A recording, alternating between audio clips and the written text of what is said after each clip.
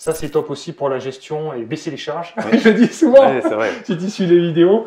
Mais c'est vrai que ça permet d'avoir un loyer souvent un petit peu plus élevé. Donc, quelles sont les conditions? Ça s'est fait jusqu'au vraiment au dernier moment. Ah, c'est souvent ça. Hein. Et ça s'est fait avec une banque locale. Donc ça, c'était la projection avant travaux et après travaux, ce qui nous fait un revenu annuel d'un peu plus de... Bonjour à tous, bienvenue dans cette nouvelle vidéo. J'ai le plaisir de vous retrouver avec Lisa, que vous connaissez, qui fait partie de l'équipe projet locatif, et Tony, le propriétaire d'un nouveau projet d'investissement qui nous a fait confiance.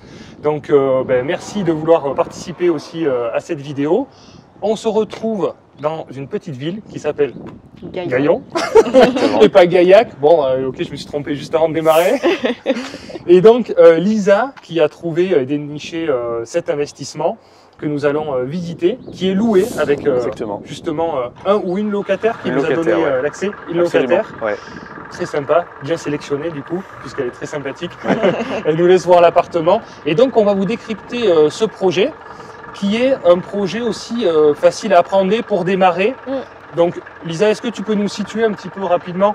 Normalement, avec le son des micros, ça passe. Il y a toujours comme ça, c'est-à-dire que là on démarre la vidéo, il y a une petite voiture derrière qui démarre, sinon c'est la tondeuse. Ouais, la petite voiturette. Ouais, la petite voiturette encore on l'avait pas fait, mais bon, c'est ça qui est sympa. Donc le chien qui va aboyer, il y en a toujours un sur une vidéo. Ça va pas tarder. Donc Lisa, est-ce que tu peux nous expliquer un petit peu le contexte où on se situe un peu plus précisément, la taille de la ville et ce que tu vas nous présenter aujourd'hui et ce que tu as déniché pour ton client? Alors ici, nous sommes à Gaillon, c'est une commune du département de l'Eure, c'est entre Paris et Rouen. C'est à peu près à 50 minutes de Paris et 30-40 minutes de Rouen. L'avantage, c'est qu'on est à 5 minutes de la 13, donc vraiment facile d'accès. Il y a également une gare qui permet de relier Paris-Saint-Lazare et Rouen. Donc voilà, en termes de commodité, on est vraiment très bien. Et Gaillon, c'est 7000 habitants à peu près. Donc ça a un dynamisme économique avec des grosses entreprises sur le secteur automobile. Il y a Renault qui est à côté, pharmaceutique, également sur la cosmétique. Et ici, voilà, on est sur un petit bourg, on se situe à 5 minutes du centre-ville à pied au niveau de l'immeuble. D'accord. Et ce qu'on peut voir aussi à l'arrière, c'est le château de Gaillon qui est une attraction touristique forte pour la ville. Il y a à peu près 14 000 visiteurs chaque année. Donc c'est aussi intéressant dans une démarche touristique au niveau de cette ville. Et donc là, aujourd'hui, on est à côté d'une résidence qui a été construite en 2007. Donc j'ai trouvé un petit studio de 26 mètres carrés pour l'investissement de Tony. On va voir, c'est un investissement plutôt clé en main, assez rassurant également, avec quelques travaux qu'on a réalisés. On a fait une petite optimisation aussi au niveau de l'exploitation, ce qui a permis d'avoir une rentabilité intéressante. Ok, bon, tu vas nous expliquer tout ça. Et merci du coup Tony, qu'on a attrapé au vol pour participer à la vidéo. Du coup, c'est pas ton premier projet, ce que tu nous disais un petit peu avant. Quelle est la démarche pour toi? Est-ce que l'accompagnement s'est bien passé? Tu nous as contacté assez rapidement? Moi, c'est vrai que je regardais les vidéos sur YouTube depuis longtemps de projets locatifs. Et puis, comme j'avais fait une première opération tout seul, que c'est beaucoup de travail, j'ai mon travail à côté, bon, donc je me suis dit, bah, tiens, projet locatif, Robin il dit souvent, voilà, contactez-nous. Je me suis dit, bah, je vais tester, on va voir ce que ça va donner. Il faut essayer, ça ne coûte rien d'essayer. Exactement, et du coup ça a été super facile parce que j'ai été mis en contact avec Lisa. Voilà, on s'est parlé, je lui ai donné mon brief, enfin l'ordre de mission entre guillemets, le coin, la typologie de projet un petit peu, le budget surtout, parce que c'est ça qui peut aussi coincer parfois. Donc c'était moins de 100 000 €. Et après ça s'est passé hyper facilement l'accompagnement, parce que Lisa m'a fait 2-3 propositions de biens qui étaient intéressants. Elle est allée visiter, elle m'a dit bah ça finalement n'y allez pas, ça sert à rien, ou ça c'est plus intéressant. Puis on a fini là. Et on a fait la visite ensemble, la première visite ensemble, parce que j'étais dispo ce jour-là. Parfait. Et ouais, j'ai un peu flashé dessus. Il était très très bien ce studio, mais effectivement, il méritait d'être un petit peu meublé déjà, un peu réaménagé et puis optimisé comme vous avez dit. D'accord. Et ça, c'est vrai que c'était un atout parce qu'on a visité ensemble un samedi à peu près 3-4 jours après que l'annonce ait été publiée. Et c'est vrai que ça nous a permis de nous positionner assez rapidement dessus. Je crois le lundi, vous aviez fait une offre et il y a eu 2 offres en même temps qui ont été faites. Donc en l'espace d'une semaine, ça s'est joué assez rapidement. Marge de négociation très faible, il a été mis sur un prix relativement attractif.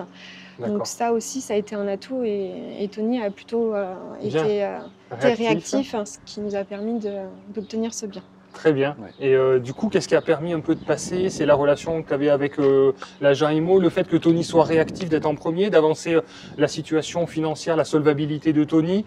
Qu'est-ce qui a fait que tu as réussi à faire passer Tony un petit peu avant les autres investisseurs qui étaient aussi sur le coup? Parce que c'est ça, quand il y a des bonnes affaires, souvent c'est ça, ça peut être le réseau, la relation qu'on a avec les agents immobiliers, mais pas toujours, hein. C'est pas que du off-market, aussi c'est arriver à détecter une bonne affaire qui se trouve sur le marché, mais être le premier à visiter, à l'analyser et avoir le potentiel. C'est vrai qu'avec l'agent immobilier, il y a eu une bonne relation au moment de la visite.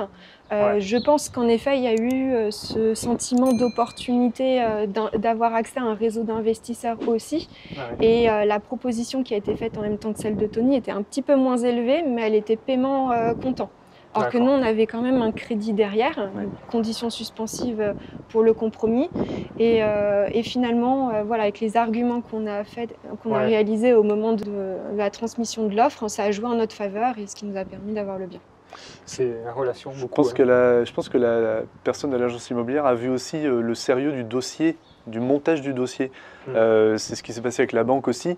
Le fait d'avoir un dossier avec l'étude de la ville, avec la petite optimisation, etc., des projections aussi, je pense que ça fait un projet plus sérieux. Je ne sais pas en face si c'était des investisseurs ou des gens qui achetaient pour eux ou autres, mais je pense que ça change aussi un petit peu les choses. La manière de présenter d'une manière professionnelle. Exactement, oui. Je pense que ça a peut-être joué un petit peu aussi. Tout à fait. Et puis le relationnel, moi j'ai l'impression avec l'expérience que le relationnel prend vraiment une part majoritaire dans tellement d'axes et de domaines dans l'investissement immobilier qu'on l'optimise, on a l'impression qu'il est minimisé alors qu'en réalité c'est ce qui permet de débloquer beaucoup de situations sur la partie financement, pour trouver des bonnes affaires, la relation qu'on peut avoir pour les travaux avec les artisans, enfin à tout niveau, quand il y a des relations saines, équilibré, tout le monde y trouve son compte en fait dans la partie commerciale, c'est ça, un compromis, c'est ça, c'est de faire un compromis et arriver à trouver l'intérêt pour tout le monde. Il n'y en a pas un qui est lésé par rapport à l'autre et c'est ça qui fait que ça fonctionne bien sur la durée. C'est ce qu'il faut essayer d'arriver à faire dans toutes les relations, je pense même au-delà de l'immobilier pour que ce soit durable. Voilà. Bon, mais très bien, on a la chance de pouvoir aller sur place, donc on va visiter. Allons visiter. Allez.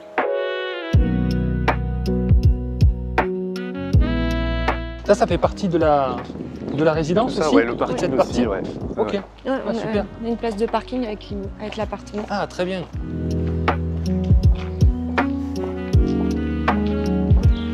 Oui, on voit que la résidence est assez récente. Donc, ça évite d'éventuels frais de copropriété à prévoir dans les prochaines années, quoi. Oui, vraiment. Alors la résidence a un ascenseur, donc ça c'est pareil, c'est du plus aussi. Oui.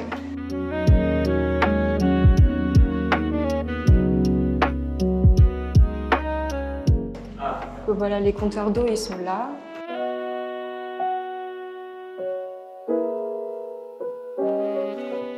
Très bien, oui. Les communs sont propres. Oui. On arrive déjà dans un environnement où c'est sain, c'est agréable. On voit que c'est bien entretenu. C'est le côté rassurant. Tout à fait, ça donne une bonne impression. On arrive dans une copropriété où c'est bien entretenu. Bon, parfait, on se trouve à l'intérieur du studio, bien optimisé. On a vu les parties communes qui sont en bon état, qui ont déjà une première bonne impression. Les compteurs sont individuels, c'est ce qu'on a pu voir. Compteurs d'eau, électrique. Ça, c'est top aussi pour la gestion et baisser les charges. Je dis souvent, si tu suis les vidéos. Mais c'est vrai que ça permet d'avoir un loyer souvent un petit peu plus élevé. Donc, c'est petits détails, mais c'est quand même bien quand c'est possible. Et après, c'est donc chauffage électrique. Chauffage électrique, oui. Donc, je suppose qu'on a un DPE catastrophique.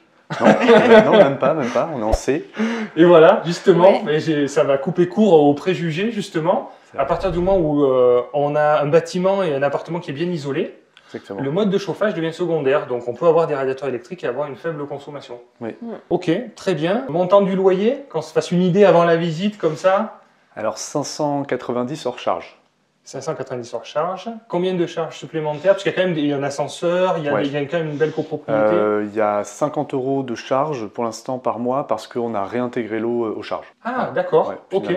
pour que ce soit la copropriété qui gère, d'accord. Ouais. Puis après aussi... ça me semble peu quand même avec l'eau. Oui, non, c'est pas énorme. Non, je suis d'accord que c'est pas beaucoup. Non, mais effectivement, les charges de copro sont vraiment très très faibles. Bien gérées. Ouais.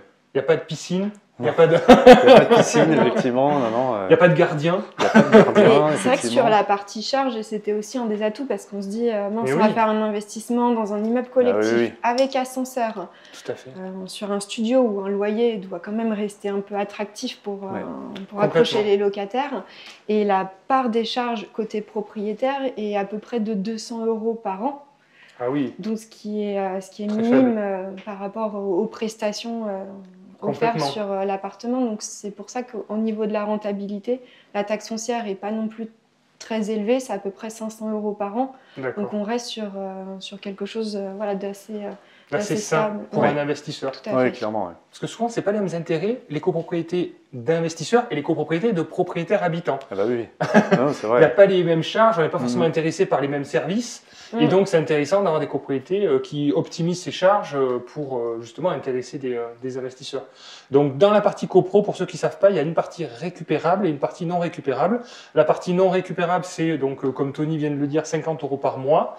Et on va dire 15 € par mois pour la partie non récupérable, en plus des 50 € qui sont à ta charge. Ça comprend souvent l'assurance de l'immeuble, les frais de syndic. Exactement, ouais. Voilà.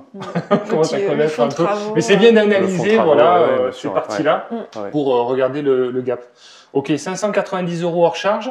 Et le coût d'acquisition de ce projet, prix d'achat, est-ce qu'il y a eu des travaux et meubles? Alors qui? Alors, laissez la professionnelle. On est sur un projet, un coût d'acquisition à 68 000 € avec les frais d'agence. Après, frais de notaire, travaux et honoraires projet locatif, on est autour des 87 000 €. D'accord. Tony a fait un apport de 10 000 €, ce qui fait un projet à 77. Donc on est sur des mensualités de prêt à 450 € par mois à peu près. Ok, bon parfait, je mettrai la fiche de synthèse de toute manière à la fin de la vidéo, si tu nous le permets, bien sûr. pour être bien détaillé. Et merci pour la transparence, parce que c'est vrai que toutes les personnes qui acceptent comme ça qu'on filme les projets, d'être tout à fait transparent sur les projets, merci à tous, merci à toi, parce que ça permet justement de montrer concrètement, précisément un petit peu les chiffres et voilà, d'avoir une vision la plus claire possible des projets. Donc, coût total, on a dit 87 000 €, donc on est sur une rentabilité de 9% à peu près à vue d'œil. À 8%. À 8%. On est à 8%. Autofinancement, c'est vrai que c'est un projet avec une rentabilité minimale qui était le brief, mais pas de surprise, assez facile, clé en main, et ça nous a permis de voir aussi toutes les étapes de l'investissement. On a fait beaucoup d'optimisation au niveau de la décoration, de l'aménagement, ce qui nous a permis de monter le loyer, parce qu'initialement, il était loué en nu à 430 €, donc ce qui nous a permis, après une étude de marché, de faire un loyer plus élevé, mais parce qu'on a regardé ce qui se faisait sur la zone. C'est vrai qu'aujourd'hui, on est plutôt bien situé, et sur les dossiers qu'on a reçus de locataires, il y avait 5-6 personnes. On a pu louer avant la fin des travaux aussi, enfin faire des visites avant la fin des travaux. Ah oui, très bien. Donc, ce qui a permis aussi d'optimiser toute cette durée qu'il y a après la signature et l'entrée du locataire. Et des appartements comme ça dans une résidence plutôt haut de gamme avec place de parking, ça nous a permis d'optimiser la renta. Il y en a très peu. D'accord. Bon, on va vous faire le tour un peu là. En même temps, peut-être nous expliquer ce que vous avez fait comme travaux. Pour voir un petit peu le budget travaux, de combien il a été estimé, ce que vous avez fait, quel choix, parce qu'il y a eu un gap de 160 € de loyer par rapport à la location nue, en meublant et en faisant quelques choix esthétiques de décoration. Donc, je sais pas, Tony, si tu veux. Déjà, c'est vrai que la création de la cuisine, parce que c'est vrai que je ne sais pas s'il y aura des images de ce qu'on les a, les images de comment c'était avant, à la limite, ça peut peut-être être intéressant. Bien, on va les intégrer, il y avait un petit meuble avec un évier ici, et puis c'est tout. D'accord. C'est ça la cuisine. Donc forcément, là c'est tout neuf, c'est hyper moderne, et puis c'est assez grand, c'est tout ouvert. Donc effectivement, c'est vrai que la locataire, comme on disait, elle a un peu flashé dessus, parce que c'est hyper ouvert, ça donne envie, il y a un peu de place quand même pour travailler. Il y a le petit morceau de bureau aussi sur le retour. C'est très bien pensé, ce petit espace-là. Une idée de Lisa. Bravo, bien joué. Clairement. Non, c'est très sympa, c'est vrai. Souvent, c'est les petites touches féminines, sans vouloir. C'est vrai. Mais c'est vrai que c'est ingénieux. Ouais. Non, puis c'est vrai, le côté découpage aussi en plusieurs pièces, bon, c'est vrai que ça reste un studio de 26 mètres carrés, mais ça fait un vrai découpage, une vraie entrée, une vraie pièce de vie avec le canapé lit. C'est vrai. Le simple fait que ce soit meublé déjà, bon, forcément, ça permet d'optimiser un peu le loyer. Oui. Mais bon, voilà, donc c'était que des murs blancs partout, donc on voit toujours des murs blancs, mais avec un petit côté déco quand même, toujours une idée de Lisa. C'est joli, hein, l'association va très bien les couleurs. Ouais. Après voilà, la salle de bain on pourra voir aussi tout à l'heure, mais c'est l'endroit où on a fait le moins de choses finalement. D'accord. Elle était nickel. Enfin, ouais, on a optimisé des petits détails pour rendre plus agréable la vie de la locataire. On a notamment ajouté une machine à laver. Oui. Ah, oui. C'est vrai que par rapport au loyer, il faut aussi qu'on assure des prestations tout à fait. derrière. D'accord, donc salle de bain, c'est propre, ça date de la construction de l'immeuble, ça reste propre et c'est vrai que, bon, tout à fait utilisable en l'état. Ouais. Alors ce qui a été changé quand même, c'est le ballon. Il y avait un ballon de 200 litres, d'eau chaude de 200 litres pour un 26 mètres carrés, c'était un petit peu disproportionné. Ah oui. Donc là, c'est quand même, ça sera plus économique aussi pour la locataire. Bien sûr. Il y a eu l'ajout de la paroi de baignoire qui est quand même un petit plus sympa. Okay. Et puis il y avait, je pense que c'était un petit radiateur à côté des toilettes, on a mis un sèche-serviette à la place parce que bon, c'est un peu plus approprié. Mais, c'était un petit grille-pain quand même. Il était un peu qui était resté d'origine. Niveau économie, je pense que ça sera mieux sur le long terme de toute façon. Ça, le ballon d'eau, très bien pour les DPE justement, d'avoir des DPE, des ballons plus petits pour améliorer les DPE. Ça, c'est quelque chose qui influe énormément sur le diagnostic de performance. Puis en plus, ils ont des modules aujourd'hui qui permettent de varier les températures, donc c'est vraiment en fonction aussi du porte-monnaie de la locataire et puis de son envie d'avoir de l'eau chaude, donc non, ils sont plutôt intéressants.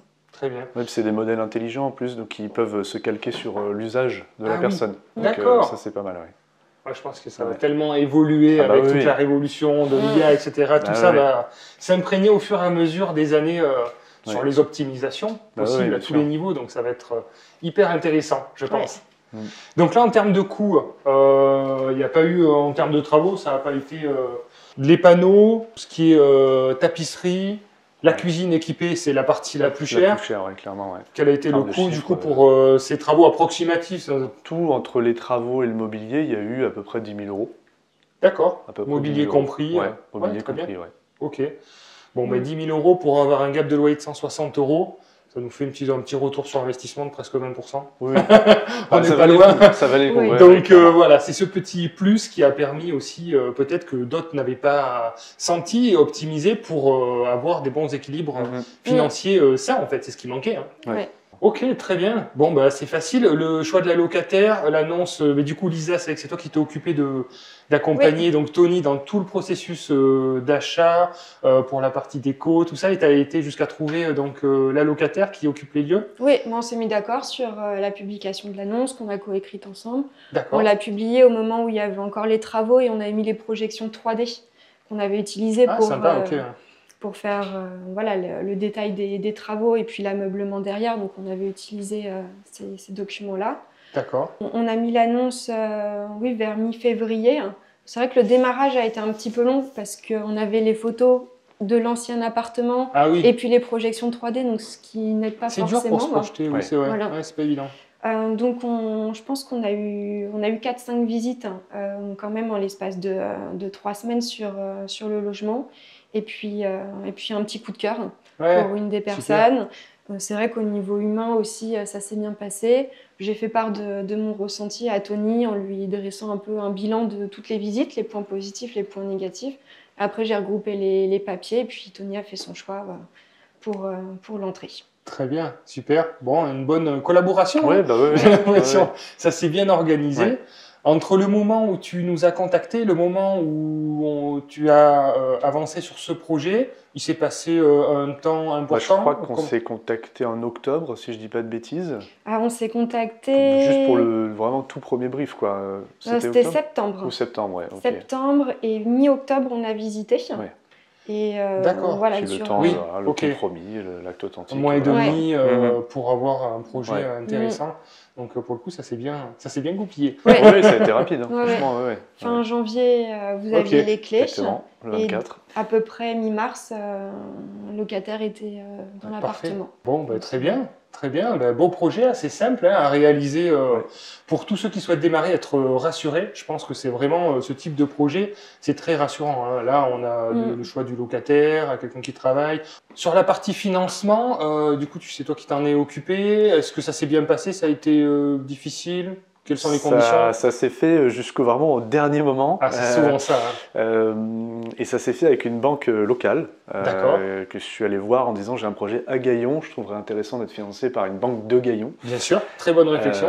Et effectivement, ils m'ont suivi. Alors au début, ça a été un peu compliqué parce que comme je suis entrepreneur, bon, c'est jamais évident. Oui. Et donc finalement, non, ça s'est très bien passé et ils m'ont suivi. Ça reste un budget en dessous de 100 000 €, oui, c'est ça. avec un peu d'apport, donc 10% d'apport. Un peu d'apport, enfin, ils ont bien vu que c'était un projet sérieux, que c'était rien de très extravagant en termes de prix. Oui. Encore une fois, moi j'insiste, ils ont vu le sérieux du montage du dossier. Oui, c'est-à-dire que déjà, il y a le projet, et puis il y a comment on restitue les choses. Et je pense que ça les a aussi un peu convaincus quand même. Bien sûr, oui, tout à fait, c'est important. D'accord, très bien. Financement sur 20 ans, du coup. 20 ans, voilà. Donc on mettra à l'affiche un peu plus que l'autofinancement grâce à l'apport. Mais c'est surtout le fait que ça se paye tout seul. Je veux dire, avec une belle résidence assez récente, un appartement qui est propre, qui est moderne, on peut très bien imaginer que sur les 10 prochaines années, voire un peu plus, on soit tranquille. Donc c'est ce qu'on veut, de la tranquillité, de la passivité, que ça se paye tout seul. Et, avec un bon DPE, donc en plus, avec un bon DPE. Donc non, je pense que là, on coche les cases. Donc voilà, on a fait le déplacement justement parce que Tony aussi était disponible, avec Lisa, on a goupillé un petit peu tout ça. Je trouvais intéressant de montrer ce projet-là aussi, parce que souvent on monte des immeubles, et je reçois pas mal de messages de personnes qui me disent mais moi j'ai envie de démarrer, j'aimerais bien voir aussi des appartements pour se rassurer. Et moi j'ai commencé aussi avec des appartements, et puis une fois qu'on en a 3, 4, on se dit ok, on se sent de plus en plus à l'aise, et c'est un chemin tout à fait normal et classique pour être sûr et être totalement rassuré sur les éventuels problèmes qu'on peut rencontrer. Parce que c'est souvent, est-ce qu'on va arriver à louer? Est-ce que je vais bien être payé? Et au bout de 6 mois, au bout d'1 an, au bout de 2 ans, on se dit le loyer est toujours là, ça fonctionne effectivement. J'ai bien fait de ne pas écouter ma grande-tante qui m'a dit qu'elle avait acheté un appartement à l'époque et qu'elle a eu que des problèmes. Quand on fait les choses bien, ça se passe bien. Voilà. Donc merci d'avoir participé à la vidéo, Tony. Merci beaucoup Lisa pour ce beau projet, bien accompagné, bien réussi. Et s'il y a des personnes qui souhaitent faire appel à tes services, est-ce que tu peux préciser ton secteur de prospection et le type de bien que tu peux trouver? Parce que là, on est sur un appartement, mais tu es aussi sur des immeubles de rapport. Est-ce que tu peux préciser un petit peu Oui, donc moi, principalement, je vais être sur les départements 27, 28 et un petit peu le 78. Donc majoritairement, en effet, ça peut être des immeubles de rapport, mais je vais aussi m'orienter en fonction des budgets des investisseurs, de leur souhait de rentabilité, sur des appartements, mais également sur des maisons avec des projets de division sur ce type de biens. Ok, tu peux t'adapter un peu à tous les projets, tu sais que tu as une bonne expérience et une très bonne connaissance aussi du secteur, donc c'est ça qui est agréable et c'est ce qui fait aussi la réussite, donc bravo à toi. Merci. Liste de la partie financière du projet.